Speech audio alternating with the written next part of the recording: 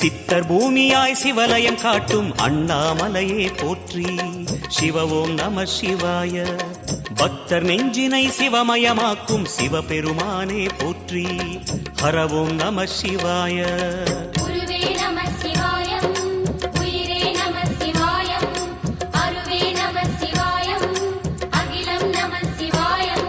நம சிவாய நம சிவாய ஓம் நம சிவாய. நம சிவாய நம சிவாய ஓம் நம சிவாய.